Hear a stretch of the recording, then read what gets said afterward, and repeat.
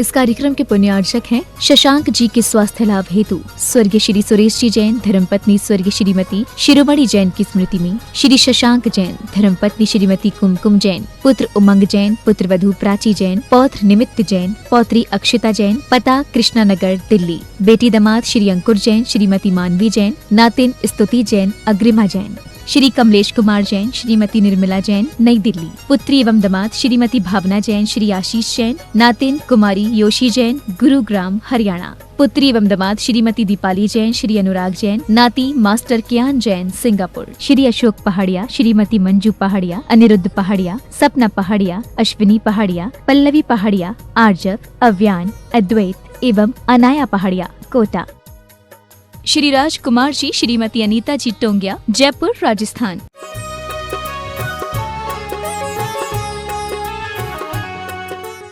श्री ओम नमः सिद्धेभ्यः। जय श्री ओम नमः सिद्धेभ्यः। सर्वमंगल मांगल्यं सर्वकल्याणकारकं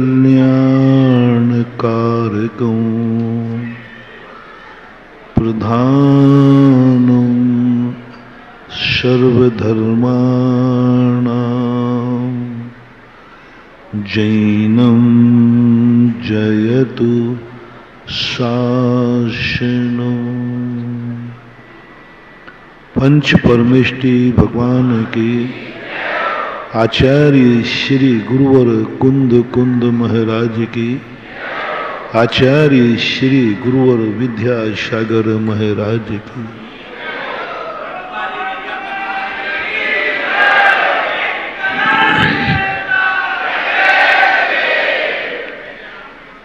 अपन विगत दिनों से समझ रहे हैं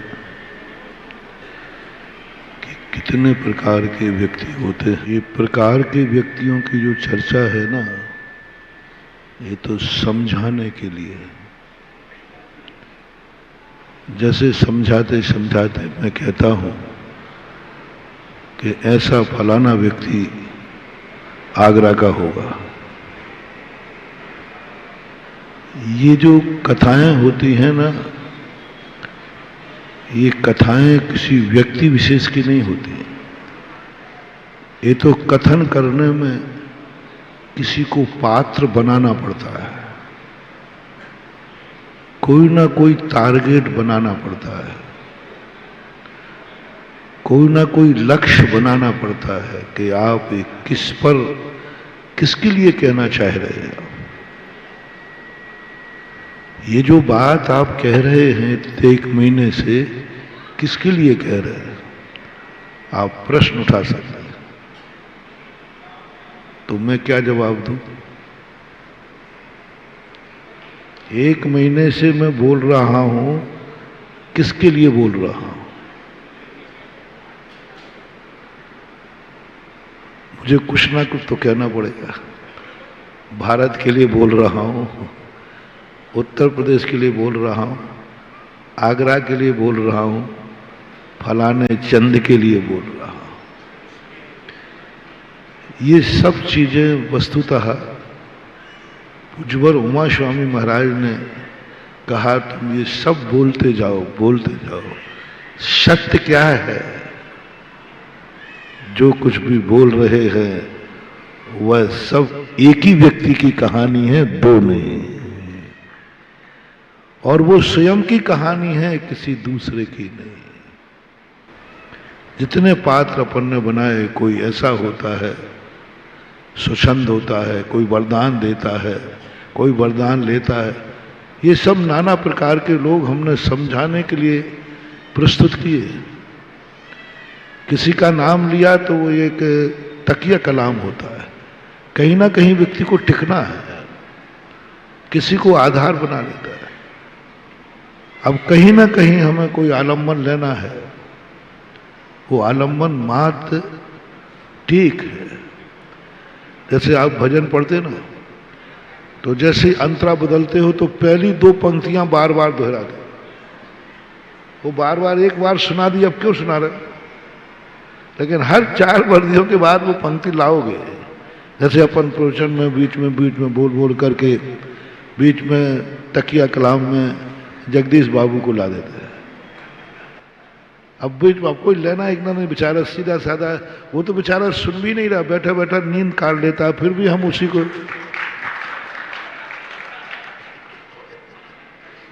वो तो सुन भी नहीं रहा, फिर भी हम नाम उसी का ले लेते हैं। तो ये नाम ना तो जगदीश से मतलब है, ना आगरा से मतलब है, और ना किसी व्यक्ति से मतलब है। एक परिणमन होता है, हर व्यक्ति वही है। यदि मैंने किसी एक व्यक्ति को लक्ष्य लेके कथा की तो ये लाखों लोग फिर क्या मक्खियां भगा रहे हैं। मैंने कहा भाई मैं आगरा वालों को उपदेश दे रहा हूं, तो जो लाइव में सारे भारत में देखते, फिर महाराज हम टीवी बंद कर दें, क्योंकि आप तो आगरा वालों को दे रहे हैं, तो हमें तो कोई मतलब है ही नहीं। यदि मैं किसी एक का नाम लेके कहूं तो कहेंगे फिर महाराज जी हम लोग काय को स्वभाव में बैठे। नहीं, चाहे एक का नाम लेके कहा जाए, चाहे आगरा का नाम लेके कहा जाए, तत्व दृष्टि वही है जो प्रत्येक व्यक्ति पर लागू होती है। रावण का नाम लें तो ये मत समझना कि कोई रामचंद्र जी के में हुआ रावण का कोई नाम है, ये मत समझना। अपन तुरंत समझ लेते कि रावण का नाम कहा जाता। रावण ने एक दूसरे की स्त्री पर नियत खराब की थी, ये तो रावण का इसलिए कहा नाम कि तुम्हारी इज्जत खराब नहीं हो जाए। सत्य ये है कि सभा में रावण का नाम लिया है, इसका अर्थ सभा में रावण ही बैठे हैं। कैसा रावण बैठा? अब तुमने तो कहा कि रावण की बात कही थी महाराज ने। नहीं, कभी तुम्हारा मन किसी की स्त्री पर मचला हो, उसको सुधारने की बात कही थी महाराज ने, ये आना चाहिए। रावण किसका नाम? क्यों लाए रावण का नाम? क्योंकि हम उसका नाम किसी दूसरे की स्त्री पर मचला था, इसलिए उसका नाम रावण बोला। अब जब कभी भी तुम्हारा मन मचला हो तो तुरंत क्या सोचना, महाराज जी रावण की बात नहीं सुना रहे हैं, बहू को सुधारना है तो बेटी को डांट रहे हैं। रावण को सुधार करने के बहाने हमारे अंदर बैठा हुआ रावण सुधार। हमने जब राम की कोई अच्छी बात कही तो समझ लेना चाहिए कोई गुण हमारे अंदर है, क्योंकि कभी भी साधु का वचन दूसरे के लिए होता ही नहीं। कभी भी पद्म पुराण पढ़ना, राम रावण की कहानी पढ़ना, प्रथमानुग की कहानी पढ़ना, कभी ये मत समझना कि राम रावण की कहानी लिखी है भगवान ने। अरे रावण हुआ था, उसने पाप किया, मर गया, नरकों में पड़ा है, हमें लेना देना क्या है? हुआ है नहीं। यदि किसी की कहानी सुनाई जा रही है, समझ लेना वो दोष हमारे पास भी कहीं ना कहीं है, और नहीं है तो आने की संभावना है। दोष नहीं है महाराज जो आप सुना रहे हैं, आने की संभावना है। या तो आया हुआ, या आ रहा है, या आगे आ सकता है। पूज्यवर वसुनंदी महाराज ने मूलाचार की टीका में लिखा, एक पर्याप्ति अधिकार है, उसमें 1 इंद्री, 2 इंद्री, नरक सब लिखे उसमें। ऐसे परिणाम करता तो 1 इंद्री बनता, ये बनता, वो बनता। तो वही प्रश्न उठाया जिसने, भगवान गुरुदेव ये नरकों के, 1 इंद्रियों के, त्रियंशों के, ये सारा वर्णन मुझे क्यों सुना रहे हो? मुझे तो मोक्ष जाना है, मुझे तो मोक्ष जाना है, मोक्ष मार्ग बताओ। सम्यक दर्शन ज्ञान चारित्र को विशुद्धि बढ़ाओ, मोक्ष की बच्चा सुनाओ। ये नरकों की क्यों सुना रहा? मेरा नरकों का रास्ता मैंने छोड़ दिया। क्या बड़ी बात कही पूज्यवर वसुनंदी महाराज ने। उन्होंने कहा तुमने तो छोड़ दिया लेकिन छूट गया है ये किसने कह दिया है? तुमने तो छोड़ दिया कि मैं ये परिणाम नहीं करूंगा, लेकिन ये परिणाम नहीं होगा ये गारंटी किसने ली? तुमने तो कह दिया मैं ये परिणाम, तुमने तो संकल्प कर लिया कि मैं गाड़ी का एक्सीडेंट नहीं होने दूंगा, लेकिन ये गारंटी कहां दी कि नहीं होगा? नहीं होगा ये गारंटी कहां है? ये संकल्प है मैं बिल्कुल सकुशल आपको वहां पहुंचाऊंगा, ये संकल्प है, लेकिन पहुंचा ही देगा ये तो कोई नियम नहीं है। हम मुनि बन गए, मोक्ष जाएंगे ही जाएंगे पक्का है। सुबह उठकर व्यक्ति कहता है कि आज मैं कुछ गुस्सा नहीं करूंगा, पक्का है, लेकिन गुस्सा नहीं होगा ये बात तो नहीं कह सकते। हम कल नहीं मरेंगे पक्का है, बोलो भाई, कल मैं मरूंगा या जिंदा रहूंगा? महाराज जी आप बता दो, नहीं तो ये पंडाल में लाखों रुपये लग रहे हैं। यदि आपको सुबह पधारना हो तो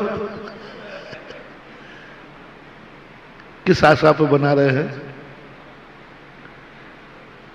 कि अभी 4 महीने निकालना है, दिवाली होना है, कार्यक्रम करना है? पक्का संकल्प है कि कच्चा? बोलो ना, पक्का संकल्प है कि हमें 4 महीने दिवाली तक निकालना है, कार्यक्रम करना है, गोष्ठी भी की बात भी चर्चा करना है, विद्वान आ गए, सब इसी आशा पर बैठे हैं। शिवरार्थी बैठे हैं सारे भारत से कि कब सूचना आए और शिविर के लिए, बोलो शिविर लगाना है कि नहीं? पक्का? पक्का। चतुर्मास दिवाली तक करना है कि नहीं? पक्का। सब पक्के ही हैं, बिल्कुल पक्के, प्रस्ताव पास हो चुके हैं, हम आशीर्वाद भी दे चुके हैं, लेकिन हो जाएगा ये तो गारंटी नहीं दे सकते। पक्का है कल मैं नहीं मरूंगा, मुझे भी विश्वास है, लक्षण भी नहीं दिख रहे,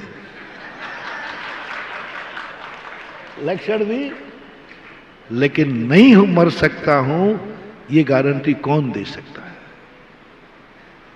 पूज्यवर कार्तिकेय स्वामी, एक समय तेरे पास है, बस एक समय के बाद दूसरा समय क्या घटने वाला है वो तेरे संकल्प का इंतजार नहीं करेगा। वो ये नहीं सोचेगा कि ये चातुर्मास का आशीर्वाद दे दिया है, वो ये नहीं सोचेगा कि ये शिविर लगाने का आशीर्वाद दे दिया है, वो ये नहीं सोचेगा कि पंडाल बन चुका है, इस पंडाल का क्या होगा, इतना खर्च कर चुके हैं। तो यमराज सोचेगा नहीं नहीं नहीं बहुत खर्च कर चुके हो, ठीक है हम महाराज को दिवाली बाद ले जाएंगे, ठीक ठीक ठीक। पूज्यवर ने कहा, कार्तिकेय स्वामी ने, एक समय तुम्हारे पास है, दूसरा समय हम सब संकल्प करते हैं, आशा पर आसमान टिका है, लेकिन दूसरा समय हमारे हाथ में नहीं है। ये जो दृष्टिकोण है उसको भी ध्यान में रखना चाहिए। हर चीज का संकल्प करो, हर चीज का लक्ष्य बनाओ, लेकिन 1.1% पे ये भी रखो कि यदि ये नहीं हुआ तो तैयारी क्या है। हमारा बहुत बड़ा शोध चल रहा है इस पर, ललितपुर से शोध चालू हुआ था। सकारात्मक सोच नहीं, सकारात्मक सोच है कि हम जिंदा रहेंगे दिवाली तक, सकारात्मक सोच है हम 100 साल जिंदा रहेंगे, सारी चीजें हैं, सब प्लानिंग है, आशीर्वाद भी दे रहे हैं, लेकिन एक वो सकारात्मक, नकारात्मक में सकारात्मक, सद्भाव में सद्भाव की अनुभूति करना, ये तो सरल है। सद्भाव में सद्भाव की अनुभूति करना सरल है, अभाव में सद्भाव की अनुभूति करना कठिन है। अभाव में नहीं है फिर भी सद्भाव की अनुभूति नहीं है। सुख का साधन नहीं है। पहली साधना अभाव में सद्भाव की अनुभूति, दूसरी साधना विभाव में स्वभाव की अनुभूति। शब्द थोड़ा कठिन पड़ रहा है। अभाव में अभाव की अनुभूति नहीं, अभाव में अभाव की अनुभूति करना आर्त ध्यान है। अभाव में अभाव की अनुभूति होना आर्त ध्यान है, और अभाव में सद्भाव की अनुभूति होना ये हमारी साधना है, तपस्या है। अभाव है किसी वस्तु का लेकिन मस्त है, कुछ भी नहीं है, वो कहता है सब कुछ है, सब कुछ है, कुछ भी नहीं है फिर भी वो संतुष्ट है। और एक सबसे बड़ी साधना होती है विपरीतताओं में अनुकूलता की अनुभूति, विभाव में स्वभाव की अनुभूति। इसको बोलते हैं शुद्ध उपयोग। विभाव में स्वभाव की अनुभूति, मन भी विभाव है, वचन भी विभाव है, ज्ञान भी विभाव है, चारित्र भी विभाव, सब कुछ विभाव है, द्रव्य गुण पर्याय सब विभाव रूप है। मन भी सब कुछ विभाव रूप है। मति ज्ञान, शुद्ध ज्ञान विभाव ज्ञान है, आत्मा सब विभाव है। लेकिन एक साधक विभाव में स्वभाव की अनुभूति कर ले, उसको शुद्ध उपयोग बोलते हैं हमारी भाषा में। छदमस्त है, छदमस्त बोलते हैं, बिल्कुल विपरीत है, लेकिन आनंद आ रहा है स्वभाव का, आनंद आ रहा है स्वभाव। आग में बैठा है, शीतलता का आनंद, यही तो चमत्कार है, यही तो चमत्कार है। सीधा कूंदी आग में थी और आनंद जल का आ गया। किसमें कूंदी थी, क्या जलाई थी, लेकिन आग के फपोले तो नहीं पड़े। क्या आनंद, विभाव में स्वभाव की अनुभूति। आग सामने जल रही है, लपटें निकल रही हैं, नियम से छूते ही जलना निश्चित है, लेकिन एक साधना है, एक तपस्या है, एक अंदर की शक्ति जागी जो आज तक दुनिया की कोई शक्ति नहीं जगा पाई। लेकिन एक शक्ति थी विदेही के पास, कूंदी आग में थी और आनंद जल का आ रहा था। जब वो कूंदी तो उसे अग्नि की जलन हुई कि जल की शीतलता हुई। क्या चमत्कार, क्या चमत्कार। शेर सुदर्शन के ऊपर तलवार चलाई, गर्दन कटना चाहिए थी, लेकिन तलवार चलते ही माला बन गई। क्या चमत्कार। सबको मालूम है कि हंडे में नाग रखा है, कोबरा नाग। कौन सा नाग, कोबरा नाग, बहुत भयंकर जहरीला नाग लाया था। क्या साधना, क्या तपस्या, क्या चमत्कार। सबको मालूम है कि इसमें नाग है, और हाथ डाला तो हार निकल आया। नाग का हार, प्रतिकूलता में अनुकूलता, विभाव में स्वभाव। सबको मालूम है कि नाग है, डालने वाला कहता है नाग है, लेकिन एक शक्ति ऐसी है जो नाग को भी हार कर दे, सूली को सिंहासन कर दे, अग्नि कुंड को जल का नीर कर दे। एक ऐसी अनुभूति है अपने अंदर, एक शक्ति है। जैसे एक दिन प्रश्न आया था कि प्रतिकूलताओं में कैसे सुलझे, प्रतिकूलता को अनुकूलता बना लो। अब उसके लिए हमें तपस्या करना पड़ेगा। महाराज कैसे है, मुझे आग में कूदना है, बताओ कैसे बचाओ, मैं कैसे बचाऊं। आग का स्वभाव तो जलाना है। महाराज कूदना तो पक्का हो गया, उससे तो कोई बचा नहीं सकता। टेक टू ऑर्डर, बस अब आप बताओ कि हम जले नहीं। कोई मंत्र मैंने आज तक नहीं देखा, कोई मंत्र दुनिया में नहीं है जो अग्नि को शीतल कर दे। नमोकार मंत्र, कोई मंत्र नहीं है, ये तो तुमने भजनों में बना लिए।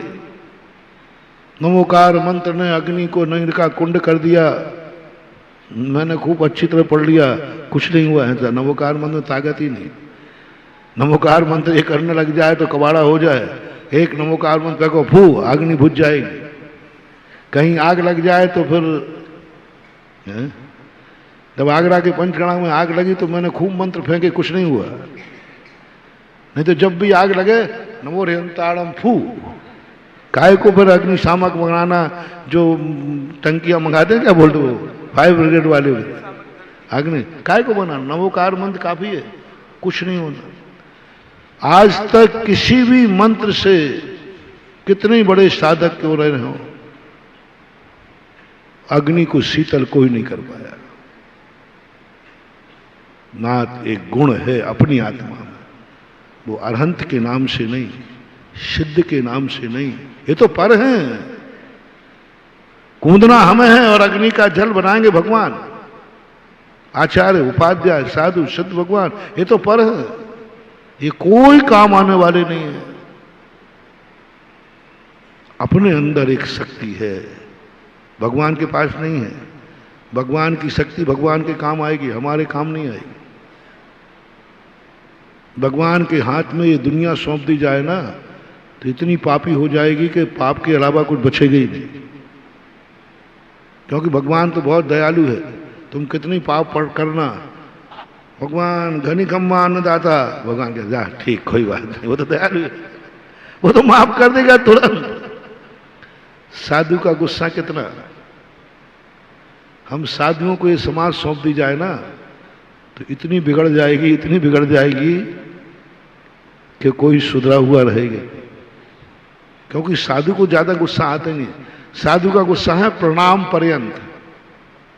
कब तक है? कभी साधु बड़े लोग गुस्सा हो जाए ना, पिताजी हो जाए, गुरु हो जाए, कभी कुछ नहीं, पाए लागे बाबा जी, पाए लागे बाबा, प्रणाम पर्यंत बस। कभी करके देख लेना, पिताजी दादाजी जब नाराज हो जाए ना तो जाके धीरे से, दादाजी पाए लागे, थोड़ा 2-3 बार यूं कर लेना, उनका हाथ धीरे धीरे उठ करके, शाबाश, जाओ जाओ, अब नहीं करना गलती, ध्यान रखना, चल जाओ, खत्म। इससे ज्यादा गार्जियन कभी क्रोध कर ही नहीं सकता, क्योंकि वो गार्जियन है। क्योंकि वस्तु सत्य ये है कि वो गुस्सा था ही नहीं। गुस्सा आने पर इतनी जल्दी गुस्सा उतरता है क्या? गुस्सा आने पर इतनी जल्दी गुस्सा देता है कि तुम पैर छू लो और गुस्सा गायब हो जाए। यहां कोई बटन लगाए पैर में? अपने गार्जियन को गुस्सा आ रहा है, गुरु को गुस्सा आ रहा है, तो पैर छुओ तो वहां बटन लगाए गुस्सा दबाने का? नहीं, कोई बटन नहीं। सत्य है कि वो गुस्सा थे ही नहीं, गुस्सा का नाटक कर रहे थे, फैंसी ड्रेस, गुस्सा था ही नहीं। जो नाराज है तो महाराज कैसा, और महाराज है तो नाराज कैसा।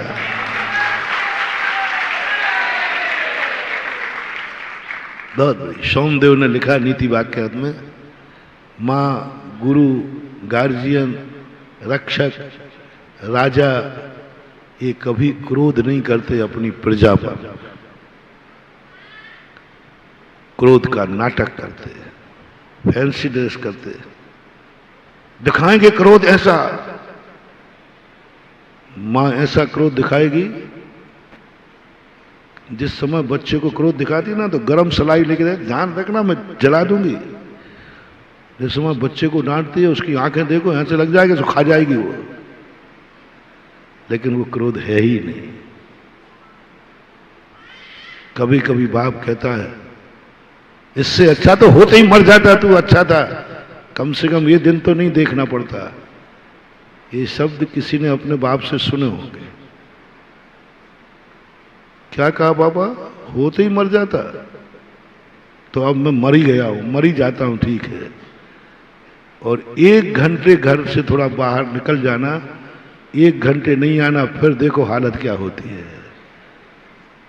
ढूंढता फिरेगा, बेटा घर आ जा, मैं कछु नहीं कहेंगे।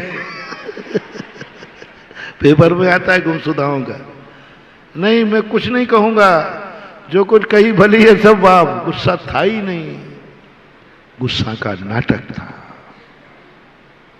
हमें सुधारने के लिए बड़े लोग, उनको कहा गया तुम गुस्सा नहीं करना, लेकिन गुस्सा की रैसल जरूर करना। जिस माँ बाप को गुस्सा नहीं आता है, रैसल नहीं करना आता है, वे बच्चे की जिंदगी नहीं सुधार सकते। जिस गुरु को गुस्सा नहीं आता है, वो दीक्षा देने का अधिकारी नहीं। गुस्सा का अर्थ गुस्से की रैसल। क्या गजब का वर्णन है। एक शिष्य ने अपराध कर दिया, तूने ये अपराध किया है, मिथ्या दृष्टि, अभव्य, जा तेरा कल्याण नहीं हो सकता। अभव्य, मिथ्या दृष्टि, तू 3 लोक में 3 मूड का हो जा, तेरा कभी कल्याण हो ही नहीं सकता। कुछ भी कर ले तो हो गई नहीं तेरा कल्याण। अब देखना, गुस्से में बोला है। और ये भी तुमने पढ़ा है, गुरु के वचन न झूठे हों जो कुछ मुख से कह देते। मुनियों के वचन न झूठे हों जो कुछ मुख से कह देते, ये भी सुना है। और अब क्या निकल गया महाराज के मुख से, तेरा कल्याण हो नहीं सकता। विपरीत बात है। अब गुरु ने कह दिया तो कल्याण तो होना ही नहीं। नहीं, ये शब्द गुरु ने क्रोध में कहा है क्या, गुस्से में कहा है क्या? ये शब्द मेरी गलती होने के बाद कहा है क्या? सुनना बहुत सावधान। मेरे से गलत कार्य होने के बाद ये गुरु ने कहा है। महानुभाव, उस समय के वचन को सत्य मत मानना। अभी देखना, सत्य मत मानना, उठ के मत चले जाना। अब ठीक हमारा कल्याण होना ही नहीं तो काय को मुनि बने रहे, अब तो कल्याण होना ही नहीं है, काय को अब मंदिर जावे, क्योंकि महाराज ने पहले ही कह दिया तेरा कल्याण नहीं। वो गर्दन मत उठाना, नीचे करके मुस्कुराते रहना, हाँ मालूम है। उनके सामने मत अड़ना, नहीं तो एक झापड़ और पड़ेगा। तुम भी फैंसी ड्रेस करना सीखो। महाराज ने ऐसा बोल दिया, हमें बहुत बुरा लगा है, हृदय में चुभ गया है। तो फैंसी ड्रेस कर थोड़ी, महाराज ने बोल दिया है। महाराज जी ऐसा मत कर, नहीं तेरा कल्याण हो ही नहीं सकता, 3 बार बोल दिया। महाराज जी कुछ प्रायश्चित दे दो। अब देखना, पकड़ना गुरु को, फैंसी ड्रेस करना, मेरे से गलती हो गई, प्रायश्चित दे दो। हाँ हाँ ठीक है ठीक है, कल का उपवास कर लेना।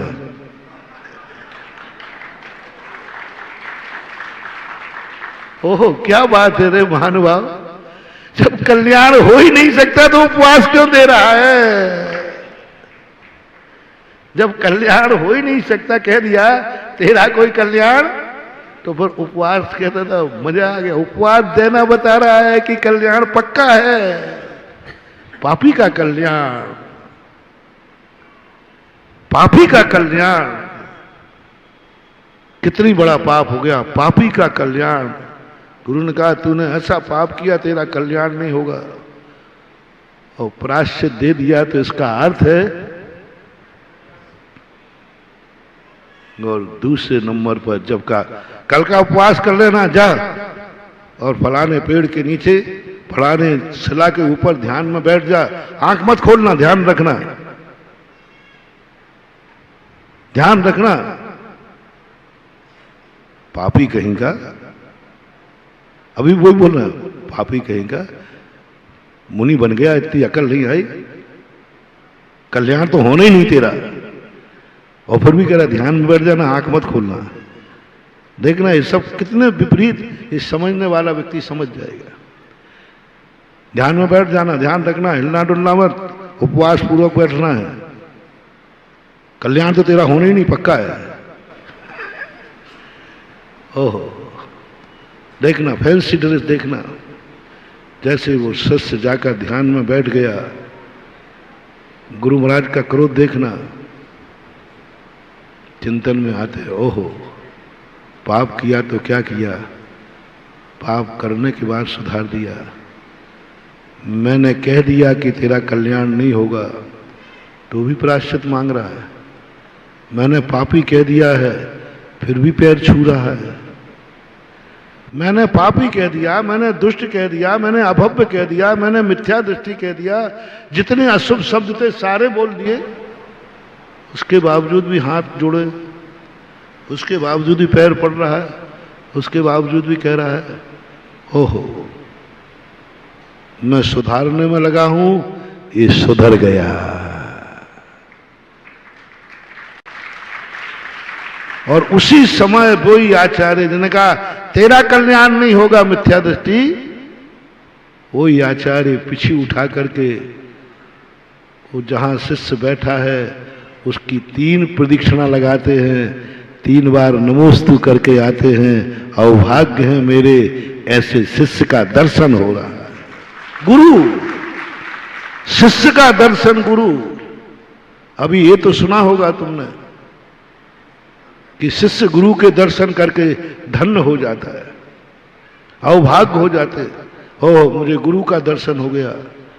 हमारे शास्त्र में ये लिखा, एक मौका वो भी है जब गुरु शिष्य के दर्शन करके धन्य हो जाता है। ये तो सुना है कि गुरु को शिष्य गुरु की 3 प्रदक्षिणाएं लगाता है, लेकिन एक दृश्य वो भी है कि गुरु शिष्य की प्रदक्षिणा लगाता है प्रायश्चित के समय।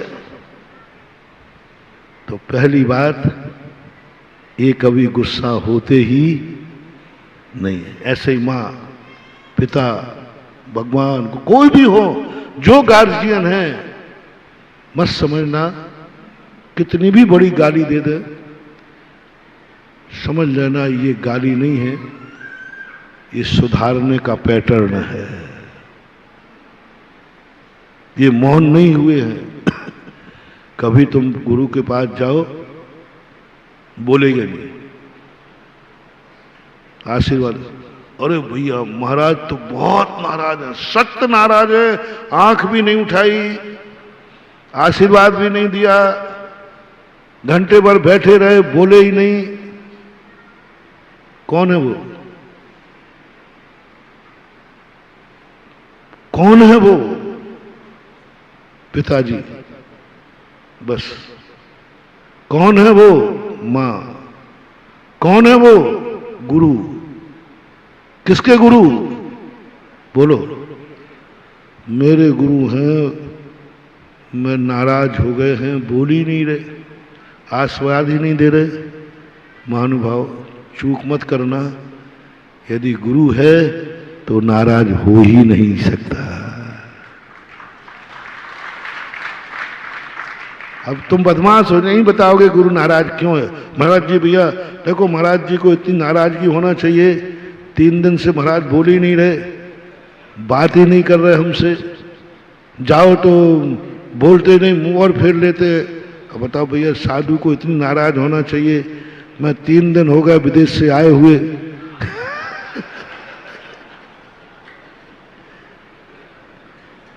कौन है? कौन है जो तुमसे नहीं बोल रहा है? दुश्मन नहीं, गुरु महाराज। महानुभाव, धारणा बनाओ, गुरु मौन कसाई से नहीं है, गुरु मौन हमारे दोष निकालने के लिए मौन हुआ है। दोष निकाल, उसका मौन होना ही बता रहा है कि वो तुम्हें चाहता है, बहुत चाहता है, और वो दोष निकालने के लिए मौन था। फैंसी ड्रेस है उनकी, अंदर की कसाई नहीं है, ऊपर की रैसल जरूर उनको करना पड़ेगी। यदि ये डर ना हो गए तो फिर व्यक्ति सुधरेगा कैसे? सुधरेगा कैसे? तुरंत एक बालक था,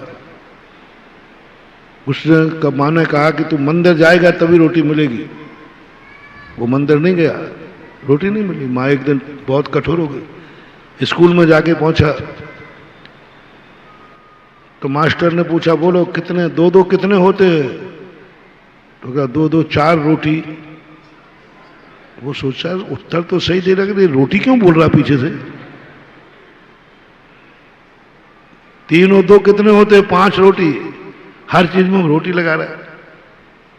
तो मास्टर साहब ने कहा, मैंने दो दो चार पूछे, रोटी क्यों लगा रहा है? रोटी खा के नहीं आया क्या? बोले नहीं। क्यों? बोले मम्मी ने दी नहीं। अब देखना, बदनाम कर रहा है मम्मी को। ये बच्चे की बहुत बड़ी बदमाश। मम्मी ने दी नहीं।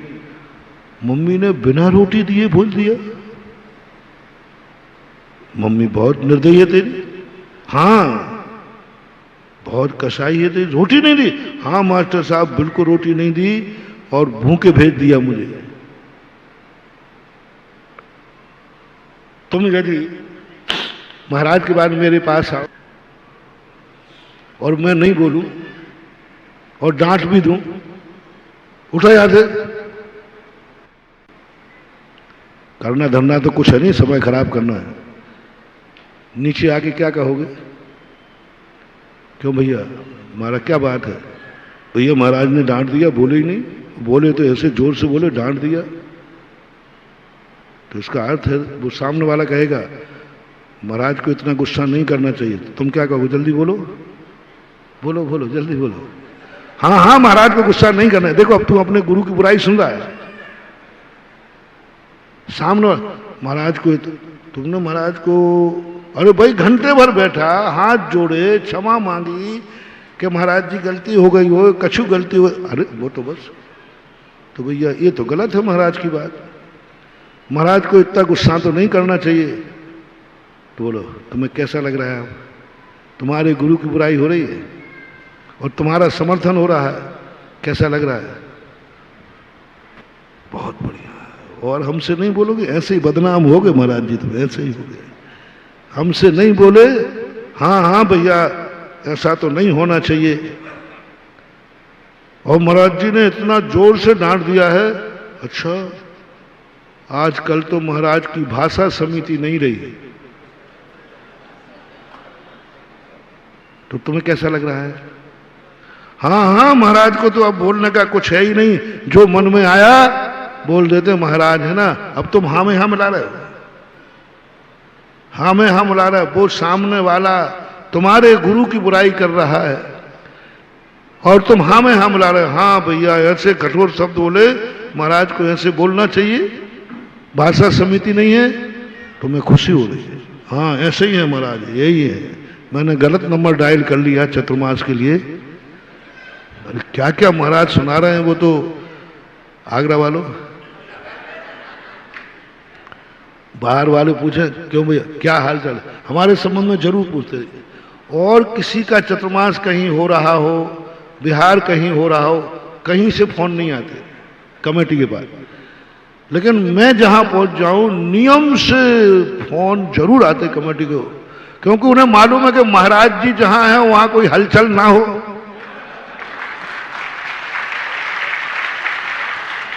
तुरंत कहीं ना कहीं से फोन आएंगे, क्यों भाई क्या चल रहा है आजकल, जीसीबी आई कि नहीं, क्या चल रहा है, कितने लोगों को गालियां मिली, कितने लोगों को महाराज ने फटकारा। वो बिल्कुल नियम से वोट। ऐसा मेरा अभी मैं यहाँ घूम रहा था ना, ललितपुर के बाद बरुआ सागर वगैरह, यहाँ मगर महाराज जी ऐसे ऐसे लोगों के फोन आ रहे हैं, क्या चल रहा है, कैसा हो रहा है। बरुआ सागर में एक शास्त्री परिषद का अधिवेशन था, सोनागर में, विद्वान लोग फोन लगा रहे, भैया क्या चल रहा है, कुछ ना कुछ तो। अब मेरा टेलर बन चुका है, पक्का है। आगरा वालों क्या हाल चाल है, कैसी चल रही है धुलाई? तुम बड़े रस लेके सुनाओ। हाँ भैया, बहुत कठिन के महाराज हैं, ऐसे शब्द बोलते सीधे तीर आर पार हो जाते। तो वो कह रहा है महाराज को ऐसा तो नहीं बोलना चाहिए। सुरंद भारती यही कहेंगे ना, नहीं महाराज जी को ऐसा तो नहीं बोलना चाहिए।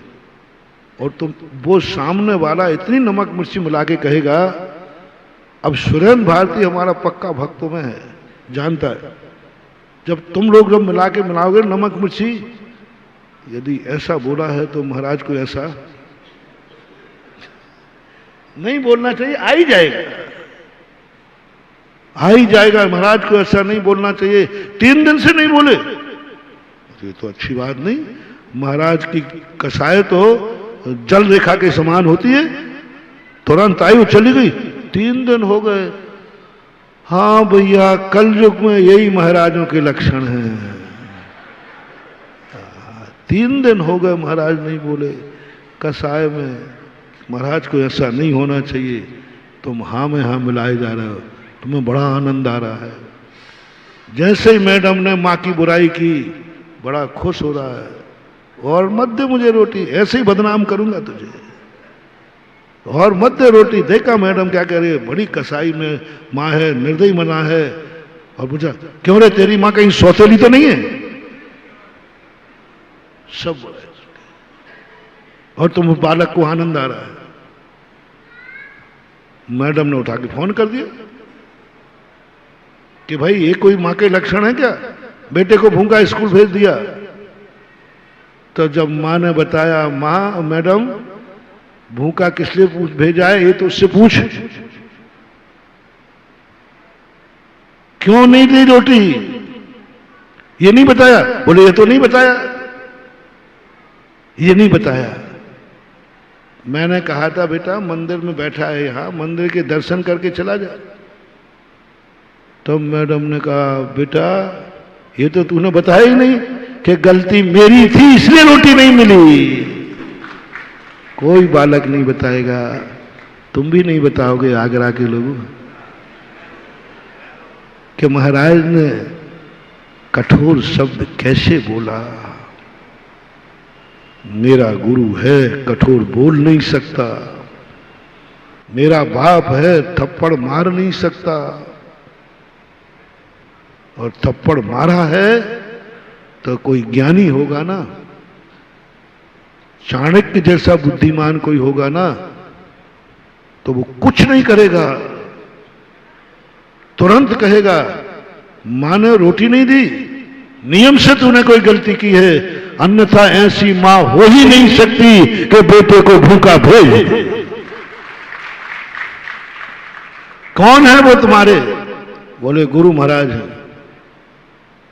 हो ही नहीं सकता। गुरु महाराज और 3 दिन नहीं बोले, गुरु महाराज और कठोर शब्द बोल दे, गुरु महाराज ये कह दे जा तेरा कल्याण नहीं हो सकता, पापी कहेगा। पापी शब्द किसने बोला है?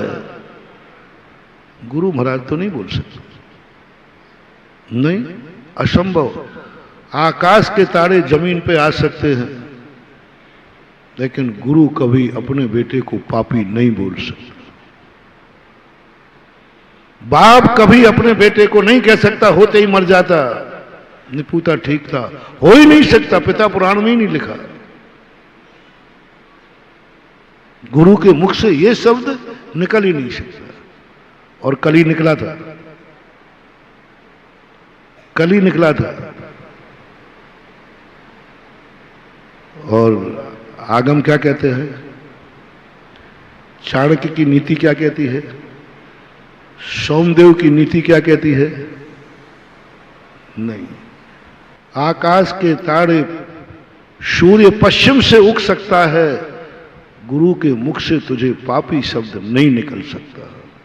मानेंगे नहीं, कोई नहीं मानेगा। साहब यूट्यूब पे दिखा दूं, यूट्यूब पे दिखा दूं, मैं किसी चीज को मना कर ही नहीं सकता, क्योंकि मेरे पीछे इतने कैमरे लगे हैं, इतने कैमरे हैं, एक के डिलीट करूंगा, दूसरे में दूसरे करूंगा, और कुछ तो इसे डिलीट करूंगा उसके पहले ही दुनिया में पहुंच गया। अब मैं डिलीट क्या करूं, लाइव चल रहा है। अब लाइव की बात कभी डिलीट, वो तो पहुंच चुकी। बोले साहब आप देख लीजिए, ये यूट्यूब है, ये कैसेट है।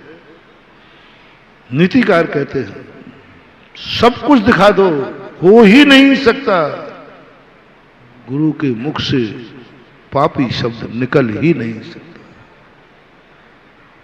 गुरु शब्द कभी भी पापी बना ही नहीं सकता किसी को। गुरु के मुख से जो भी शब्द निकलेगा उससे व्यक्ति पुण्यात्मा बनता है, पापात्मा नहीं बनता। चमत्कार, अतिशय शब्द सबने सुना है कि महाराज ने पापी कहा था। सबने सुना है गुरु ने कहा जा तेरा कल्याण कभी, ये सबने सुना है, झूठ नहीं है, बिल्कुल सत्य है। महाराज से भी पूछा, बोले महाराज जी कहा था क्या? हाँ कहा था। अब झूठ कैसे बोलूं? अभी तो मुझे ही कैसे सुना रहे महाराज जी देखो आपकी कैसे, तो भी सुनना बहुत मार्मिक मोटिवेशन दे रहा हूं। सारी दुनिया ने सुना है, टेप रिकॉर्ड है, महाराज ने स्वयं कबूल किया है कि हां मैंने पापी कहा है। नीतिकार कहते हैं महाराज बोल ही नहीं सकते। साधु हो ना आप कौन हो? महाराज से पूछ लो। आप कह रहे हो मैंने पापी शब्द बोला है, बोलो आप कौन हो? बोले साधु हूं। महाराज जी सूर्य पश्चिम में निकल सकता है लेकिन साधु कभी भी किसी को पापी कह ही नहीं सकता, क्योंकि साधु की दृष्टि में कोई पापी होता ही नहीं। आप कह दो कि मैं साधु नहीं हूं तो मान जाऊंगा, नीतिकार बोल रहा है। आप या तो बोलिए मैं साधु नहीं हूं तो मान जाऊंगा कि आपने पापी कहा है, और यदि आप साधु है तो मेरा दावा है कि आप पापी कह ही नहीं सकते, क्योंकि साधु की दृष्टि में कोई पापी होता ही नहीं। बोलो अब क्या कहूं, क्या कहूं? अब तुमसे पूछ रहा हूं कि साधु ने कहा है, कौन है वो तुम्हारा? बोले साधु महाराज हैं, गुरु महाराज हैं। तो भैया साधु तो पापी नहीं बोलेगा। बोले साहब कैसे सुना दिया आपको? मैंने सब सुना दिया। बोले सब सुना दो।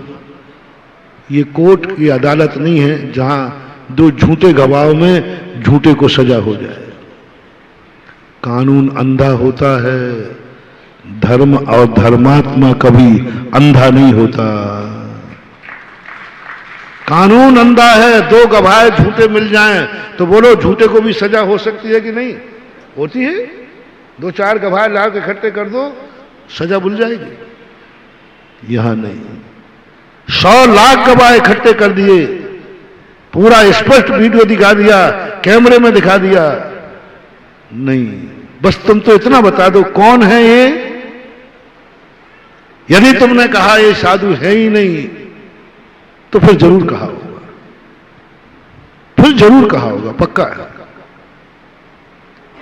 अब बोलो, यदि मैंने पापी कहा है यह सही है तो बोलो कि हम जिसका चतुर्मास करा रहे वो साधु है ही नहीं। तो मैं कम सुनता हूं, बोलो, बोलते नहीं हो। साधु है कि नहीं? जोर से बोलो। तो शास्त्र में लिखा है जो पापी बोले वो साधु नहीं हो सकता। जो पापी बोले वो साधु नहीं हो सकता।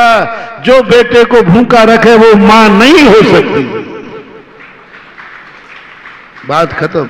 नीति कहती है मां तो वो है जो बेटे को भूख लगने के पहले रोटी बना के रख लेती है। मां तो वो है जो भूख लगने के पहले बेटे को रोटी खिला देती है।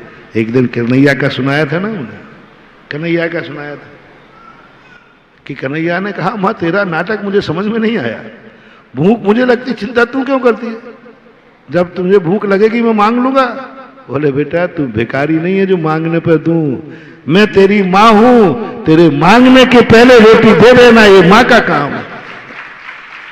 ये माँ की परिभाषा लिखी शास्त्रों में। तो तुम कह रहे माँ ने रोटी नहीं दी, रोटी जो माँ रोटी ना दे वो माँ नहीं, माँ नहीं। बोलो, मास्टर पूछते हैं, नीतिकार पूछते हैं, बोल बेटा किसने रोटी नहीं दी, किसने रोटी नहीं दी, किसने डांट दिया? बोले माँ ने। नीतिकार कहते बेटा झूठ बोल रहे हो, तुम झूठ बोल रहे हो, माँ रोटी ना देवे ऐसा हो ही नहीं सकता, माँ डांटे ऐसा हो ही नहीं सकता। बाप ने कहा है होते ही मर जाता, नहीं हो नहीं सकता। कौन ने कहा है? फिर पूछो किसने कहा है? बस वो नहीं हो सकता। आप कोई और दूसरा नाम ले लीजिए। मेरे दुश्मन ने कहा है, हाँ कह सकता है। मेरे पड़ोसी ने कहा है, कह सकता है। लेकिन पिताजी ने कहा है, नीति मानने को तैयार नहीं है। गुरु ने कहा है, नहीं मानेगी नीति। गुरु ने, अब सुनो, सब कुछ होने के बाद गुरु के अंतर से पूछो, जब उन्होंने पापी कहा है, जब उन्होंने पापी कहा है, जरूर वो आत्मा पुण्यात्मा दिख रहा है।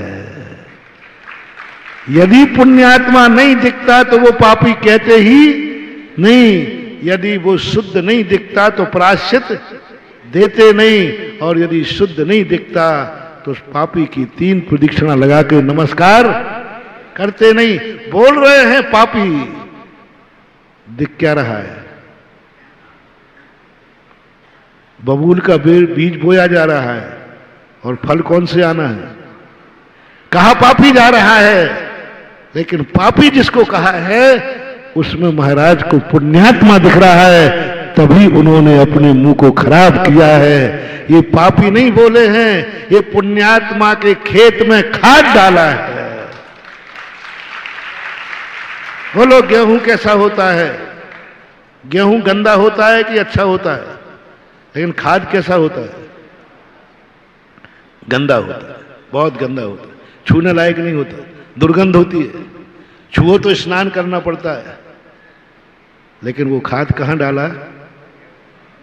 तो बोलो, गंदे खाद को हाथ गंदे कर लिए, नाक में गंदगी आई, छू करके उसको उठाकर किसान ने खेत में डाल दिया। तो बोलो, खेत में गंदगी डाली है कि सुगंधी की फसल बढ़ाई है? किसान गंदगी डालने का करता है कि खेती को लहराने का करता है? और डाल क्या रहा है? डाल गंदगी रहा है। रंगे हाथ पकड़ लो, ये गंदगी डाल रहा है, देखो खेत को गंदा कर रहा है। नीतिकार कहते हैं किसान कभी खेत को गंदा कर ही नहीं सकता। साहब वीडियो बनी है, देख लीजिए, खाद गंदा, बोले सब देख रहा हूं, किसान खेत को गंदा कर नहीं सकता।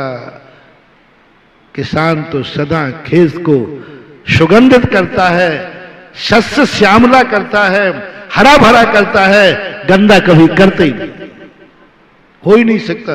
किसान है। ये गंदगी किसने डाली खेत में? किसान ने। बस इतना सा पूछना, किसान ने डाली? नीतिकार कहते हो ही नहीं सकता। किसान कभी खेत को गंदा नहीं करता, किसान खेत को हरा भरा करता है। इसी प्रकार पापी शब्द अच्छा है कि बुरा है? जल्दी बोलो ना। नहीं नहीं, अभी तो बुरा ही बोलो। तुम खाद को अनाज मत बनाओ, इतने भी मुंह देखी मत करो। खाद तो गंदा था, गंदा है, गंदा ही। पापी शब्द बुरा था, बुरा है, बुरा ही रहेगा। लेकिन जब किसी गुरु ने के मुख ने तुम्हारे मुख को पापी दिया है तो तुम घबराना मत, तुम्हारी पुण्यात्मा की फसल पर पापी का खाद बोया है, खाद डाला है ये। क्योंकि खाद कभी पवित्र नहीं होता, गंदा ही होता है, और गंदे खाद से पवित्र फसल आती है। गुरु जब पापी शब्द बोलता है तो वो शिष्य के लिए गंदा खाद है, उस पर पुण्यात्मा की फसल लहराती है, जो चारों तरफ सुगंधित है।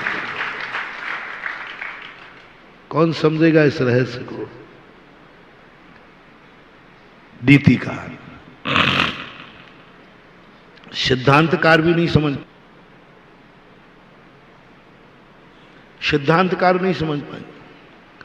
सिद्धांतकार कहते हैं पुण्य और पाप अलग अलग चीजें, दोनों अपने आप में हैं, लेकिन नीतिकार समझेगा ये नहीं। मां कहेगा, नीतिकार कहेगा मां ने रोटी नहीं दी, ये निर्दयी की निशानी नहीं है, ये कसाई की निशानी नहीं है, तेरी गलती को सुधारने के लिए रोटी नहीं दी, अच्छा इंसान बनाने के लिए रोटी नहीं दी, सुखी बनाने के लिए रोटी नहीं दी। बोलो, मां ने दुखी करने के लिए रोटी नहीं दी कि सुखी करने के लिए रोटी नहीं दी? मां का अभिप्राय बताओ। सुखी करने के लिए रोटी नहीं दी, और वो क्या कह रहा है? दुखी करने के लिए मुझे रोटी नहीं दी। तो वो मां कैसे हो सकती? इसी प्रकार जब दृष्टि के नीतिकारों की जब नीतियां इस दुनिया में आती हैं, तो खाद का भी मूल्य हो जाता है। खाद को भी लोग मूल्य करके लेते हैं, क्योंकि यह फसल को सुभाषित करेगी। इसी प्रकार ज्ञानी व्यक्ति कहता है, मुझे गुरु के मुख से पापी शब्द सुनना है। किसान ढूंढ रहा है क्या भैया खाद मिलेगा? आजकल खाद भी लाइन लगा के लिया जाता है, खाद के भी परमिट बनते हैं, खाद की भी दुकानें होती हैं, और खाद गंदा होता है। और किसान खाद को घूमता है कि नहीं लेने को? ढूंढता है कि नहीं? खरीदता है कि नहीं? काय के पैसे दे रहा है? बहुत अच्छा प्रसंग आया महानुभाव, काय के पैसे दे रहा है? खाद कैसा होता है पहले निर्णय करो। गंदा, पक्का? गंदी चीज से बनता है, पक्का? गंदी चीज से बनने वाला गंदे खाद को आप पैसे में खरीद रहे हो? अरे अच्छी चीज के पैसे दे रहे मूर्ख, गंदी चीज को पैदा कर रहा है, और लाइन लगा के खरीद रहा है कि नहीं? लाइसेंस ले रहा है कि नहीं? किसके? गंदी चीज के। कौन ले रहा है? किसान। किसान गंदी चीज ले ही नहीं सकता, पैसे देकर लाइन लगाने के लिए खाद लाता है, और खेत की फसल जो 10 गुनी होना थी वो 40 गुनी कर लेता है। किसके बल पर? किसके बल पर? नहीं तो कितनी फसल आना थी? 10, और उस गंदगी के बल पर 40 गुनी कर ली। आ जाओ बेटा, अब तुम पहाड़ के नीचे, तुम्हारा खेत, तुम्हारे अंदर अच्छे शब्द बोलेंगे, कोई खाद नहीं डालेंगे, मम्मी पापा कोई गुस्सा नहीं करेंगे, कोई गाली नहीं देंगे, कोई तुझे सदा रोटी देंगे। मुनि महाराज भी बहुत प्यारे वचन बोलेंगे। आज से नियम कर लूंगा, तुम पहले प्रस्ताव पास कर लो, आज के बाद तुम प्रस्ताव पास कर लेना, एक भी कठोर शब्द नहीं बोलूंगा, आगरा का नाम नहीं लूंगा, पागल नहीं कहूंगा। अच्छा लग रहा है ना? अरे महाराज, इतने ही आप में हो जाए तो आप बहुत अच्छे महाराज हो। आप जो बीच में 3 छोड़ देते हो, नहीं छोड़। हाँ महानुभाव, समय आपका हो गया। महावीर भगवान की। इस कार्यक्रम के पुण्यार्चक थे शशांक जी के स्वास्थ्य लाभ हेतु स्वर्गीय श्री सुरेश जी जैन, धर्मपत्नी स्वर्गीय श्रीमती शिरोमणि जैन की स्मृति में श्री शशांक जैन, धर्मपत्नी श्रीमती कुमकुम जैन, पुत्र उमंग जैन, पुत्र वधू प्राची जैन, पौत्र निमित्त जैन, पौत्री अक्षिता जैन, पता कृष्णा नगर दिल्ली, बेटी दामाद श्री अंकुर जैन, श्रीमती मानवी जैन, नातिन स्तुति जैन, अग्रिमा जैन, श्री कमलेश कुमार जैन, श्रीमती निर्मला जैन, नई दिल्ली, पुत्री एवं दामाद श्रीमती भावना जैन, श्री आशीष जैन, नातिन कुमारी योशी जैन, गुरुग्राम हरियाणा, पुत्री एवं दामाद श्रीमती दीपाली जैन, श्री अनुराग जैन, नाती मास्टर कियान जैन, सिंगापुर, श्री अशोक पहाड़िया, श्रीमती मंजू पहाड़िया, अनिरुद्ध पहाड़िया, सपना पहाड़िया, अश्विनी पहाड़िया, पल्लवी पहाड़िया, आर्जव, अव्यान, अद्वैत एवं अनाया पहाड़िया, कोटा, श्री राज कुमार जी, श्रीमती अनीता जी टोंगिया, जयपुर राजस्थान।